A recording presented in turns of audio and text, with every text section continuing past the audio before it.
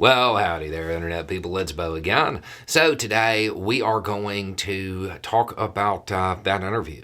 We're going to talk about Tucker and Putin, what was discussed, and all of that stuff. Because there are some key things that I think people are missing, but I don't think they're going to be missed by the intended audience. And the intended audience may not actually like what they saw.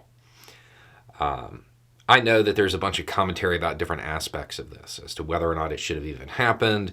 There's even been a conversation about whether or not Tucker's going to get sanctioned, just all kinds of things. I know that Tucker was called a useful idiot for doing this.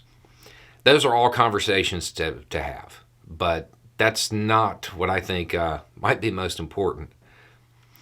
This audience that was supposed to view this is the Tucker audience. This is the audience of Tucker Carlsonovich, This is that right-wing audience. The thing is, their image of Putin is based on certain things. And there's a certain mythology that accompanies Putin. And Putin didn't play his part. Tucker tried. Tucker tried to keep Putin on message. But let's be honest. That's not exactly a fair debate. And I even think that Tucker's supporters would admit that. It's not like Tucker was in control of that conversation. But Tucker asked some key questions that led to things being in direct contradiction to what Tucker's audience had been told. Tucker asked and tried to get Putin on message about why Russia invaded Ukraine. Now, Tucker has made it really clear that that's NATO expansion. That's why. But that's not what Putin said. Putin gave a 30-minute history lesson on why it was super important to do it. NATO expansion wasn't the reason, not according to Putin himself. That undermines the narrative that the right in the U.S. has. And that's just a minor thing. When they talk about peace, stop sending weapons and the fighting will stop. It was Ukraine that was doing it and all of this stuff. That's not what Putin said. Putin said, stop sending weapons, it'll be over in a couple of weeks, and then we can decide what to do. The unconditional surrender and basically conquering Ukraine is what Putin wants, contrary to the narrative. Fox and Trump always try to paint China as the big evil. Putin, the very smart strategist that he's painted as in right-wing media, Putin says, no, you shouldn't view him that way. You need to trade with him. Again, undercutting the narrative. But here's the big part, and this is the one that I think is actually going to matter.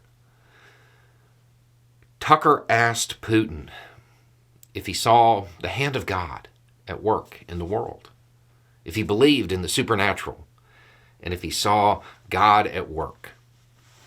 And Putin said no, to be honest. I know that this sounds just bizarre to people who really understand international affairs, but the right wing in the United States believes that Putin is like super Christian. Now, anybody who is even remotely familiar with him knows that he believes it's an opiate of the masses, and it's something to control people with. But the right in the U.S. doesn't know that. They heard him say it himself. No, he doesn't see the hand of God. He doesn't see God at work. He said it himself. All of the propaganda about him really being a devout Christian and all of that stuff, it's not true. While the interview itself was probably ill-advised, and there were a lot of things that if you're going to watch it, yes, there's tons of commentary that can be made about how Putin played with Tucker. Tons.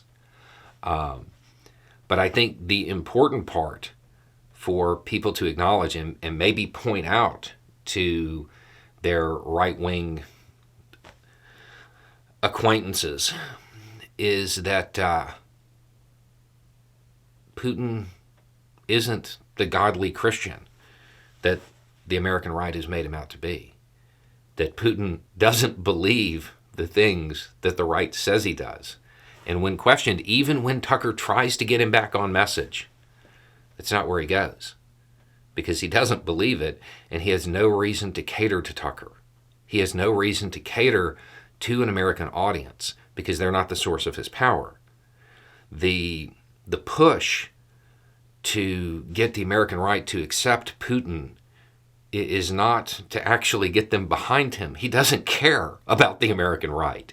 He just wants division in the United States. Anyway, it's just a thought. Y'all have a good day.